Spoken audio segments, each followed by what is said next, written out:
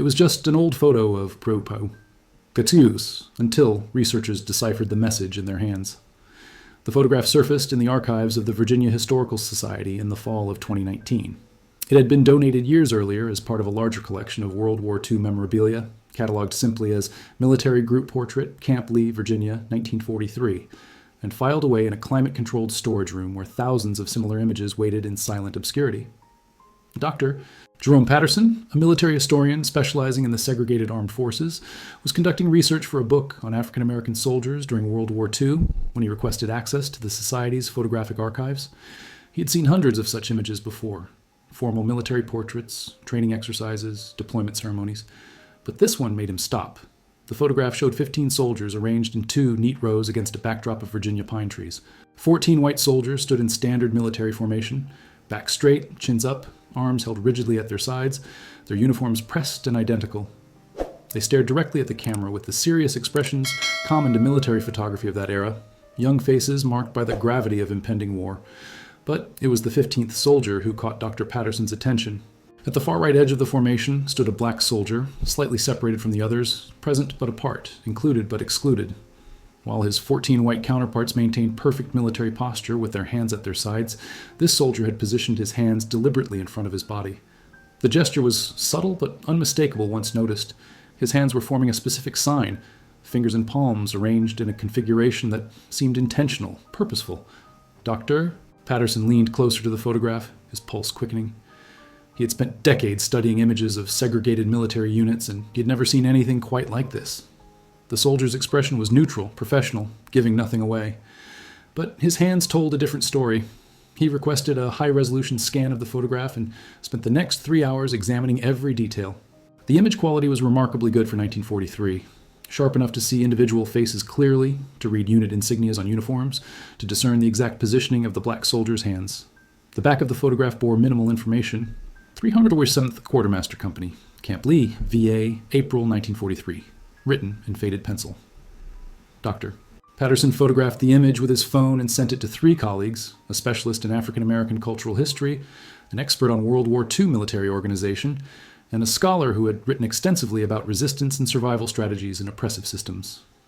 His message was brief. Look at the soldier on the far right. Look at his hands. What do you see? The responses came within hours, each historian noting the same anomaly. The hand gesture was deliberate. The positioning was too precise to be accidental. The soldier was communicating something, but what? And more importantly, why would he risk such a gesture in an official military photograph during an era when any deviation from expected behavior could result in severe punishment? Dr. Patterson requested permission to remove the photograph from the archives for further study. That night, alone in his office at the University of Virginia, he laid the image on his desk under a bright lamp and stared at those hands, at that gesture frozen in time for 76 years, waiting for someone to understand its meaning. The soldier's face offered no clues. Young, perhaps 22 or 23, with strong features and eyes that seemed to look beyond the camera into some distant point. But his hands spoke volumes to anyone who knew how to listen. Dr. Patterson began his investigation with a single question that would consume the next 18 months of his life. What message was this soldier trying to send across the decades? And who was he? Dr. Patterson's first step was to understand the gesture itself. He enlarged the photograph until the soldier's hands filled his computer screen, studying the exact positioning of each finger, the angle of the palms, the spacing between the hands. It wasn't random. It wasn't simply a moment caught between movements. It was a deliberate sign, held long enough for the photographer to capture it clearly. He began by ruling out what it wasn't. It wasn't standard military hand signals. He had memorized those years ago while researching combat communication. It wasn't American Sign Language in its formal sense. The configuration didn't match any ASL dictionary he consulted. It wasn't semaphore or any other official signaling system used during World War II. But something about the gesture nagged at him, a sense of recognition he couldn't quite place. He had seen something similar before, though not in military contexts. He began searching through anthropological studies, cultural documentation, historical records of African American community practices and social customs.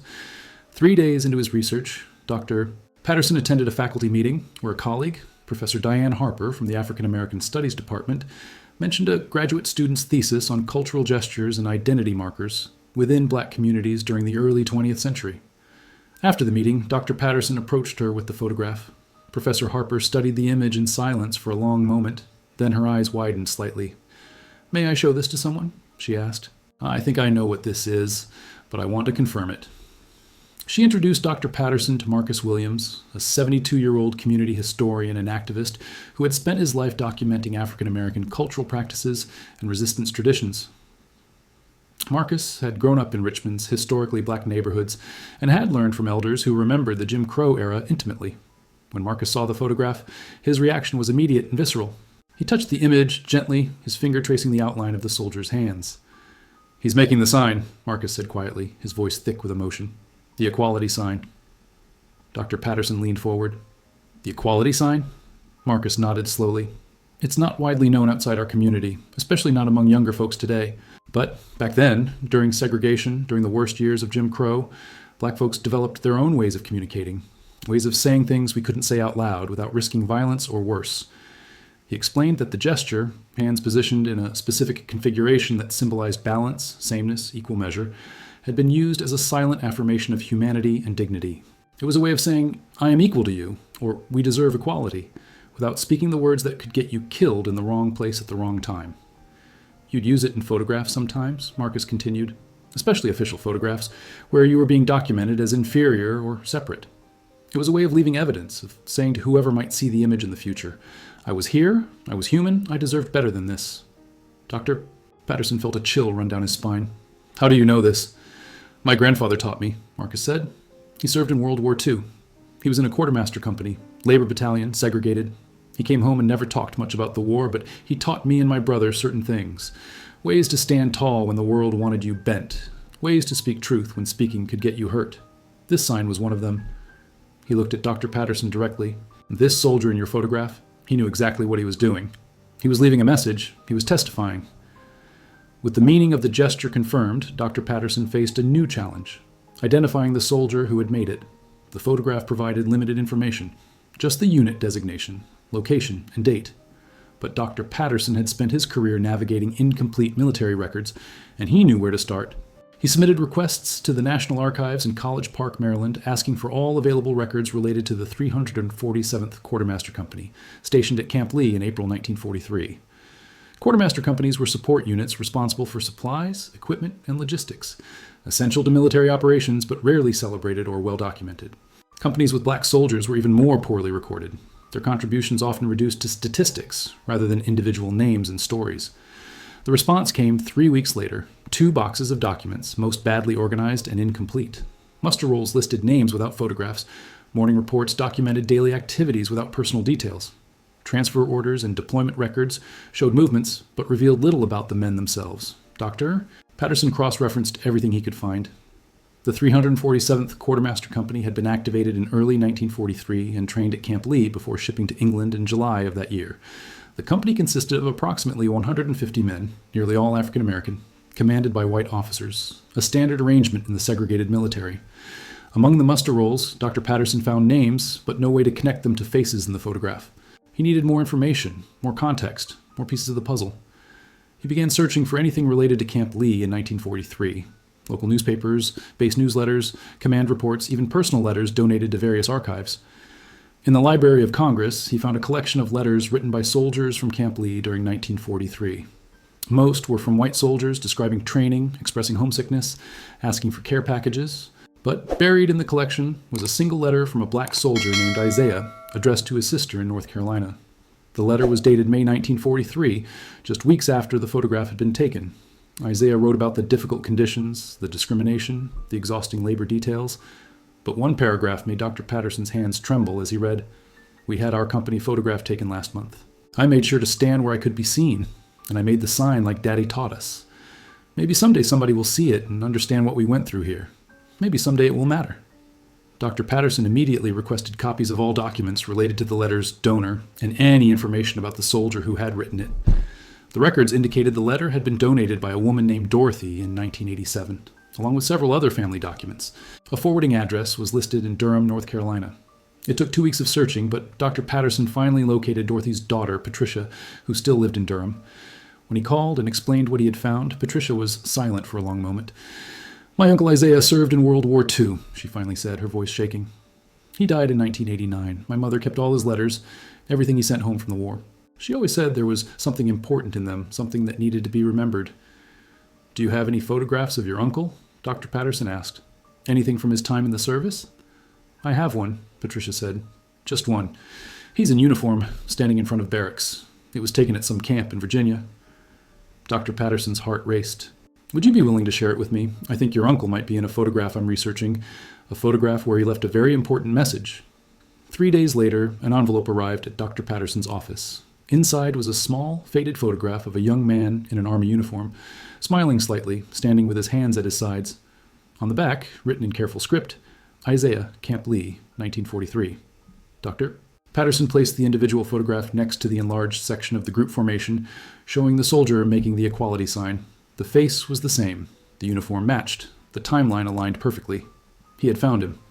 After 76 years, Isaiah's message had finally reached someone who understood. With Isaiah identified, Dr. Patterson began piecing together his story from fragments scattered across archives, letters, and family memories. Isaiah had been born in 1921 in a small town outside Durham, North Carolina, the youngest of 4 children. His father worked as a carpenter, his mother as a domestic worker for white families. The family attended church every Sunday, maintained a small garden, and saved every penny they could. Isaiah had been an excellent student, graduating from the local black high school in 1939 with honors. He had dreams of attending college, perhaps becoming a teacher, but the family couldn't afford tuition.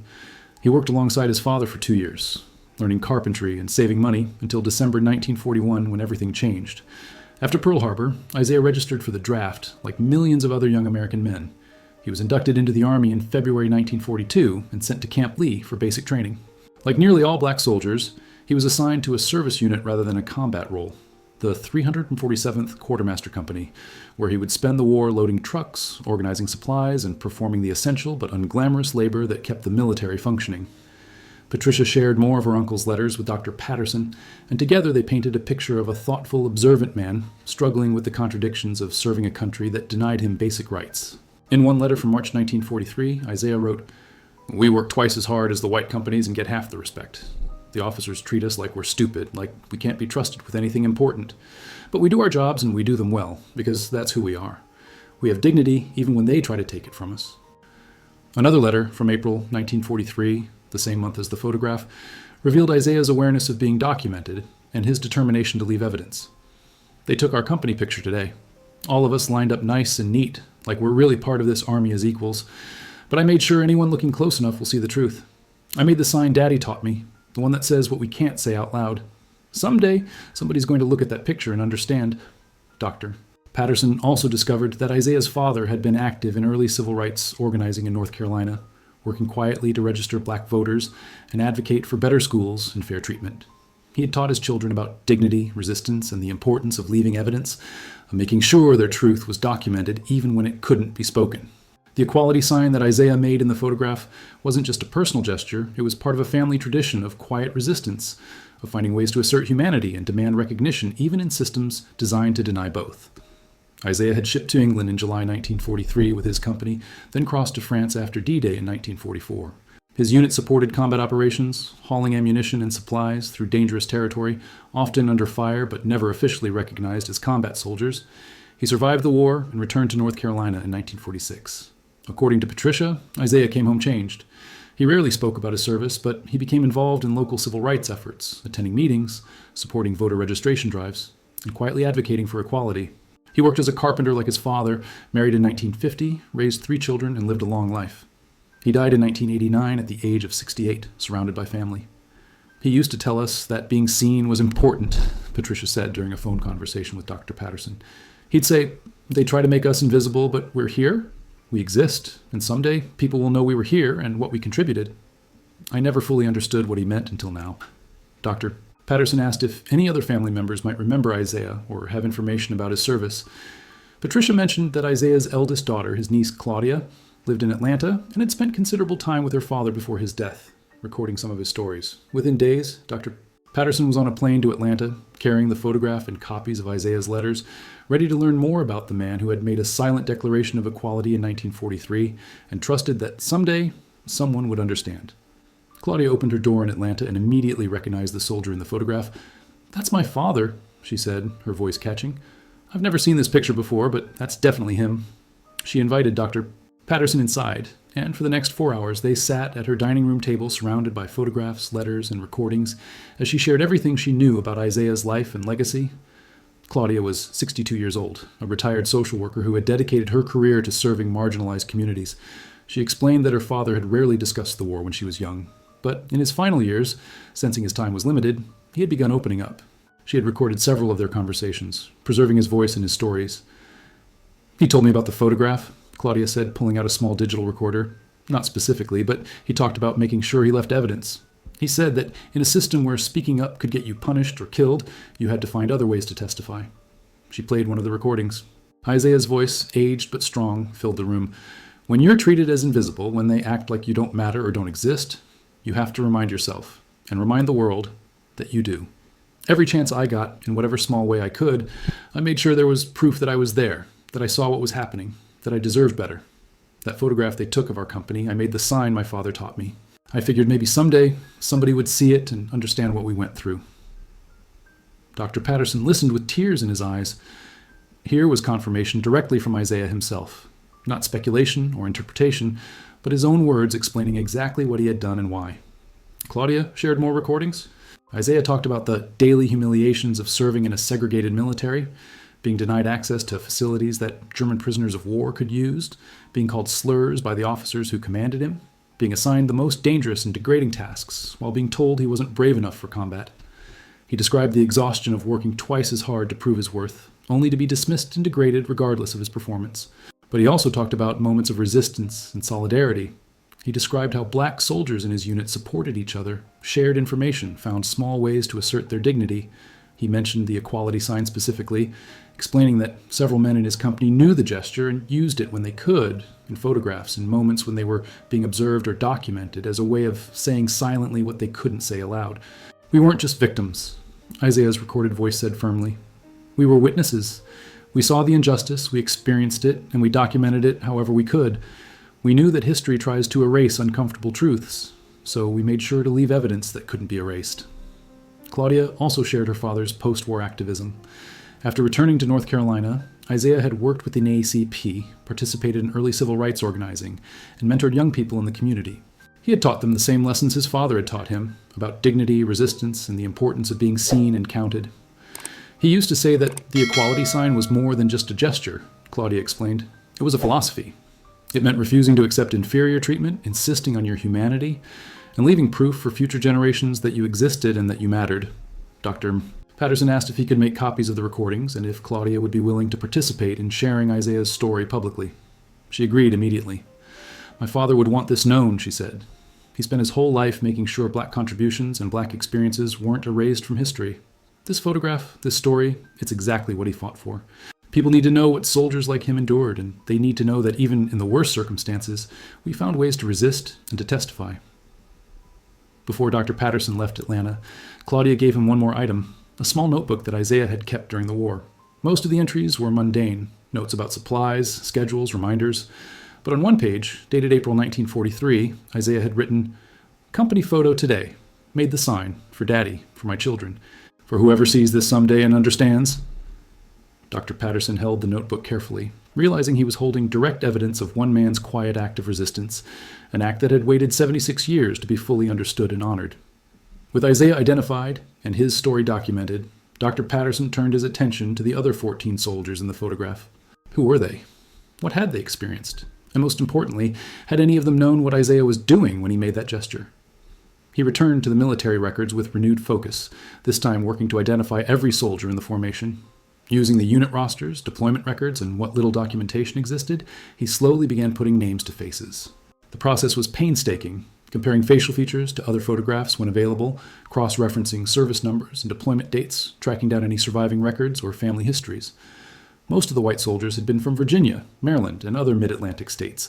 They had trained at Camp Lee, deployed to England, and participated in the logistics operations, supporting the D-Day invasion and subsequent campaigns across Europe.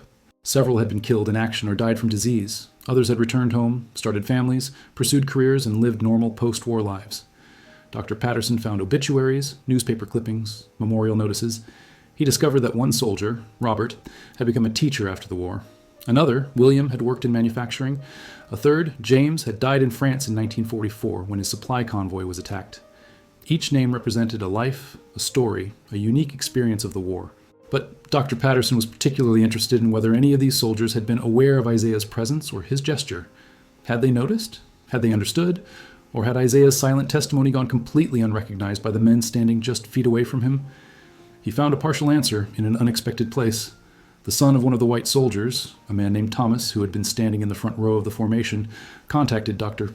Patterson after reading a preliminary article about the research. The son, Richard, now in his 70s, said his father had mentioned the photograph occasionally before his death in 1995. "My father kept a copy of that photo his whole life," Richard said during a phone conversation.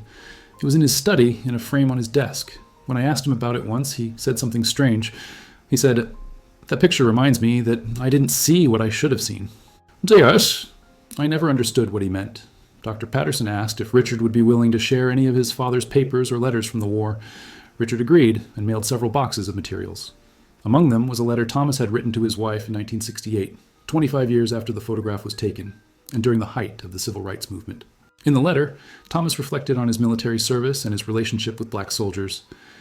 "I've been thinking a lot about the war lately, watching what's happening in this country now. We had black soldiers in support roles, men who worked harder than most of us ever did, and we barely acknowledged their existence. They were there, doing essential work, and we treated them like they were invisible. I look at that old company photo sometimes, and I see that young black soldier at the edge, and I wonder what he thought about us, about the Army, about serving a country that treated him that way. I wish I had seen him then the way I see him now, as a fellow soldier who deserved respect and equality. I was blind to so much back then." The letter moved Dr. Patterson deeply. It suggested that at least one of the white soldiers had eventually recognized the injustice, even if it had taken decades. But it also confirmed that during the actual moment of the photograph, Isaiah had been functionally invisible to most of his white counterparts, present in the frame but unseen as a full human being. Dr. Patterson continued identifying the other soldiers and reaching out to their families when possible. Most had no idea their fathers or grandfathers had been photographed alongside a black soldier, and several expressed surprise that black soldiers had even been at Camp Lee during that period. The selective memory and incomplete historical narratives had rendered Isaiah invisible even in retrospect. But a few family members, particularly younger generations, were moved by the story and eager to learn more. They began asking questions about segregation in the military, about the experiences of black soldiers, about the systemic injustices that had been normalized during that era. The photograph was becoming more than just historical documentation. It was prompting conversations, challenging assumptions, and forcing people to confront uncomfortable truths about the past and its continuing legacy. Dr. Patterson spent 8 months compiling his research into a comprehensive report. He documented Isaiah's identity and life story, analyzed the meaning and significance of the equality gesture, contextualized the photograph within the broader history of segregation in the military, and traced the experiences of the other soldiers in the formation. The result was a 150-page document that combined rigorous historical scholarship with deeply human storytelling. He presented his findings first at an academic conference on World War II history in Washington, D.C. The presentation room was packed with historians, military scholars, and journalists. Dr. Patterson displayed the photograph on a large screen, walking the audience through his investigation step by step: the discovery, the identification of the gesture, the search for Isaiah, the recordings, the letters, the broader context. When he finished, the room sat in silence for several long seconds before erupting in applause. During the question and answer session, multiple scholars commented that they had never seen such clear evidence of deliberate, documented resistance within the segregated military. Several mentioned that they would be returning to their own archives to look for similar gestures and hidden messages in photographs they had previously examined only superficially. But the real impact came when the story moved beyond academic circles. A journalist from the Washington Post attended the conference and wrote a feature article titled "The Soldier's Silent Message: How One Man's Gesture in a 1943 Photo Speaks Across Generations." The article included the photograph, excerpts from Isaiah's letters and recordings, and interviews with Claudia and Dr. Patterson. The story went viral within hours. Major news outlets picked it up: CNN, NPR, the New York Times, BBC. Social media exploded with shares and commentary. The photograph appeared everywhere, often with close-ups highlighting Isaiah's hands and the equality gesture. The response from the African American community was particularly powerful. People shared their own family stories of resistance and survival during Jim Crow. Elders mentioned that they recognized the gesture, that they had been taught similar signs by grandparents and great-grandparents. Younger generations expressed amazement that such a system of silent communication had existed, and gratitude that these stories were finally being told. Civil rights organizations reached out to Dr. Patterson, asking to use the photograph in educational materials and exhibitions. The National Museum of African American History and Culture in Washington, D.C. It contacted him about acquiring the original photograph and creating a permanent display about Isaiah and the broader phenomenon of cultural resistance in the segregated military. Schools incorporated the story into their curricula. Teachers used it to discuss World War II, segregation, resistance, and the importance of questioning official narratives and looking closely at historical evidence. Students wrote essays, created art projects, and conducted their own research into local histories of discrimination and resistance. Dr. Patterson also received messages from active duty military personnel, particularly black service members, who said the story resonated deeply with their own experiences of navigating predominantly white institutions and finding ways to assert their identity and demand respect. But perhaps the most moving responses came from ordinary people, descendants of black soldiers, family historians, community members, who said the photograph and Isaiah's story validated experiences and stories they had been told, but that had never been officially recognized or documented. One woman wrote, "My grandfather served in World War II and came home angry and silent. He died when I was young, and I never understood why he seemed so bitter about his service. Seeing this photograph and learning Isaiah's story helps me understand what my grandfather might have gone through and why it affected him so deeply. Thank you for making his experience visible." The photograph that had sat in an archive for decades, noticed by no one, had become one of the most significant historical images of World War II, not because it showed dramatic combat or historic meetings, but because it captured one man's quiet, courageous refusal to be invisible. 6 months after the story broke nationally, the National Museum of African American History and Culture opened a special exhibition titled Silent Testimony: Resistance and Dignity in the Segregated Military. The centerpiece was Isaiah's photograph, displayed at large scale with detailed annotations explaining the context, the gesture, and the significance. But the exhibition went far beyond just that single image. Dr. Patterson had continued his research and, with the help of other historians and community members, had identified 12 additional photographs from World War II showing black soldiers making similar gestures: equality signs, dignity symbols, cultural markers that had gone unnoticed for decades, but that represented a widespread practice of silent resistance and documentation. Each photograph was displayed with accompanying materials: letters from the soldiers, if available, historical context about their units and service, information about the gestures they were making, and updates about their post-war lives. The exhibition revealed a hidden network of resistance: black soldiers across different units, different locations, different years of the war, all finding ways to leave evidence of their humanity and their demands for equality. The exhibition also included a section on the broader history of cultural gestures and coded communication within black communities during Jim Crow. Historians and cultural experts contributed essays and artifacts showing how African Americans had developed sophisticated systems of nonverbal communication to navigate dangerous situations, share information, and maintain dignity in oppressive circumstances. Interactive elements allowed visitors to learn some of these gestures and understand their meanings and origins. Video interviews with elders who remembered the era provided first-person testimony. Recordings like those Claudia had shared of her father Isaiah played on loop, letting visitors hear directly from the soldiers themselves. The opening ceremony drew more than 1,000 people. Claudia attended, along with Patricia and several other descendants of soldiers featured in the exhibition. Veterans organizations sent representatives. Active duty military personnel came in uniform to pay respects. Civil rights leaders spoke about the continuing relevance of the stories being told. When Claudia stood before the massive display of her father's photograph, seeing his young face and his deliberate gesture honored and explained, she wept. "He would be so proud," she said to Dr. Patterson, who stood beside her. "He spent his whole life trying to make sure black contributions weren't erased, and now his own story is being told in the National Museum. He's finally being seen." The exhibition was scheduled to run for 6 months, but proved so popular that it was extended indefinitely and eventually became part of the museum's permanent collection. School groups visited by the hundreds. Veterans came to pay respects and share their own stories. Families brought children and grandchildren to teach them about this hidden chapter of history. Media coverage continued for months. Documentary filmmakers began working on a feature-length film about Isaiah and the other soldiers.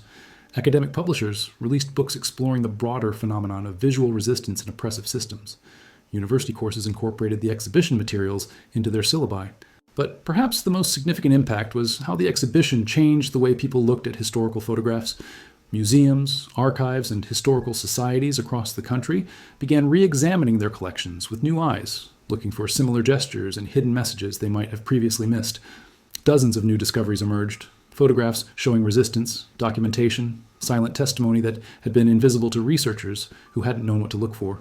The exhibition sparked a methodology shift in historical research, an acknowledgement that marginalized people often left evidence of their experiences in subtle, coded ways that required cultural knowledge and careful attention to detect.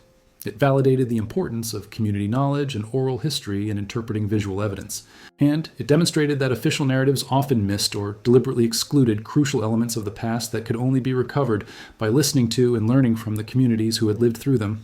Isaiah's gesture in that 1943 photograph had accomplished exactly what he had hoped. It had testified, it had documented, and ultimately, it had been seen and understood. 3 years after Dr. Patterson's initial discovery, the photograph, and Isaiah's story had fundamentally changed multiple fields of study and public understanding of World War II history.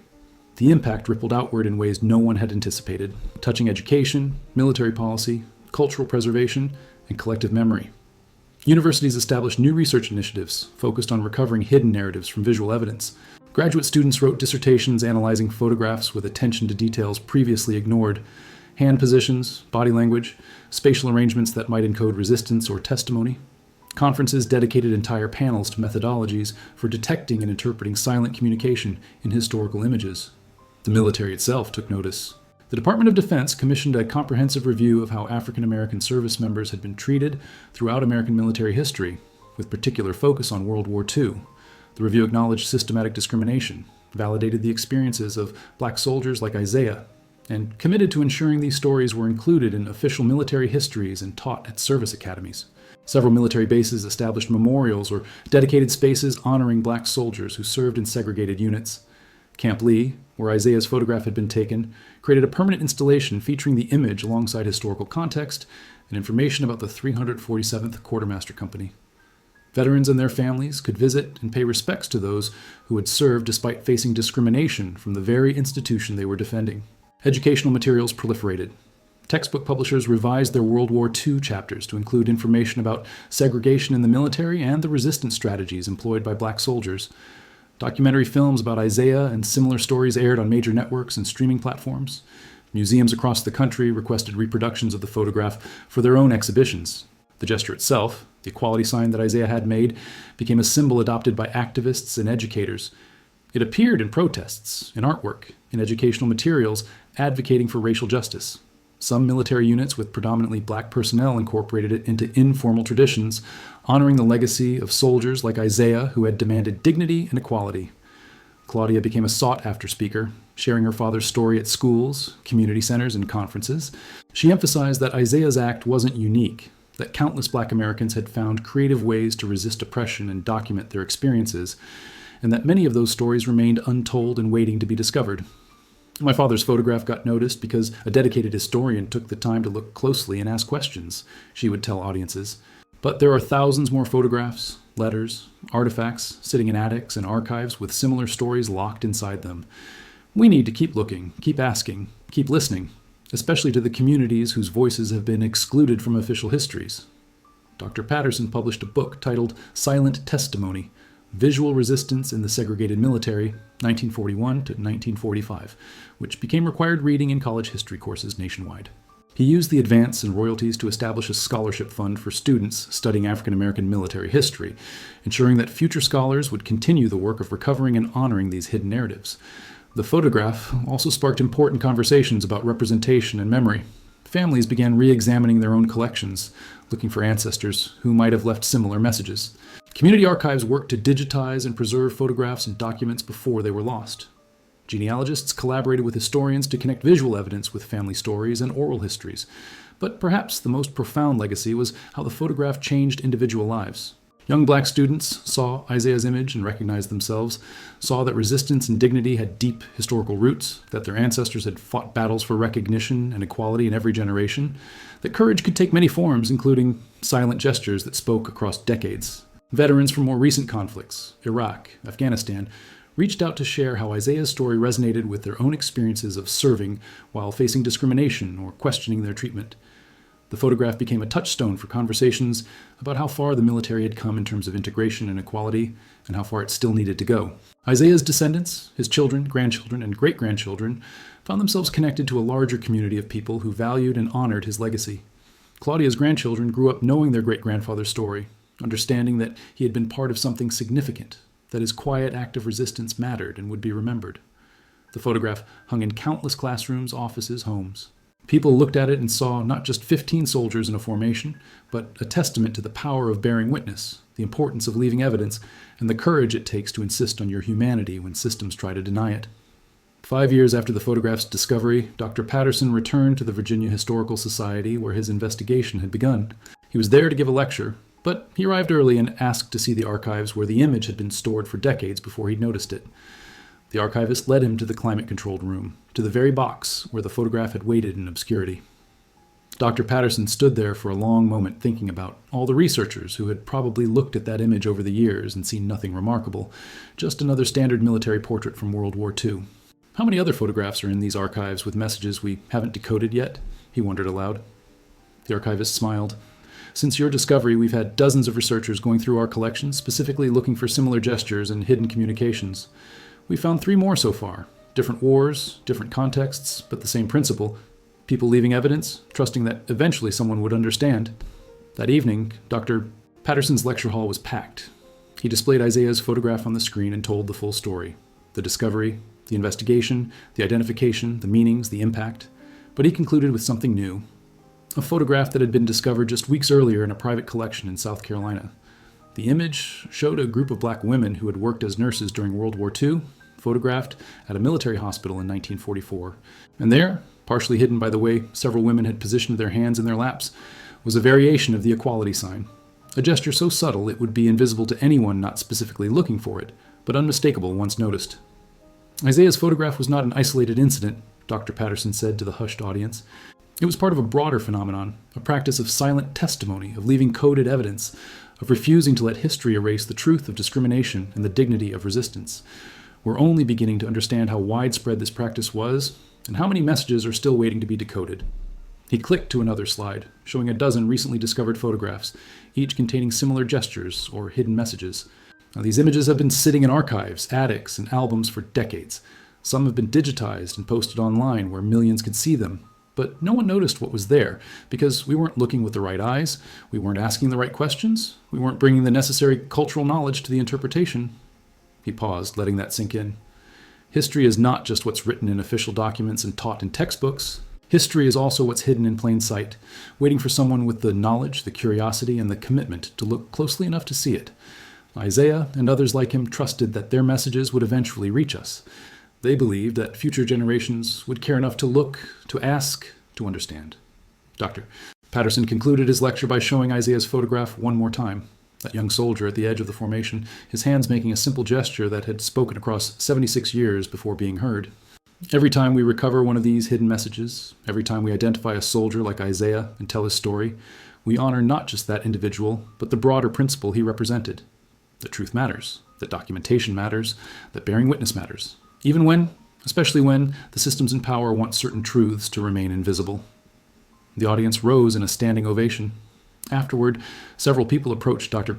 Patterson with photographs from their own family collections, asking if he would examine them for similar gestures or hidden messages. He agreed to every request, knowing that each image might contain another story waiting to be told, another message waiting to be decoded, another instance of resistance and dignity that deserved recognition. Later that night, alone in his hotel room, Dr. Patterson looked one more time at the photograph that had started everything. He thought about Isaiah, that young man who had served his country while being treated as less than fully human, who had found a way to leave evidence of his experience and his demand for equality, who had trusted that someday someone would see and understand. Isaiah had been right to trust. His message had been received. His story had been told. His gesture had reached across generations and changed how thousands of people understood history, resistance, and the power of bearing witness. But more than that, Isaiah's act had sparked a movement, a commitment among historians, archivists, educators, and ordinary people to keep looking, to keep questioning, to keep listening to the voices that official narratives had excluded or suppressed. The photograph would outlive everyone connected to it. Long after Dr. Patterson, Claudia, and all the descendants were gone, that image would remain a young soldier in 1943 making a simple gesture with his hands, declaring his equality, documenting his truth, speaking to a future he would never see but believed in nonetheless. And that belief, that trust in future generations to eventually see, understand, and honor the truth, was perhaps the most powerful message of all. Isaiah's hands would continue speaking. His testimony would continue resonating. His quiet act of courage would continue inspiring. Because he had been seen, he had been heard, he had mattered, and he always would.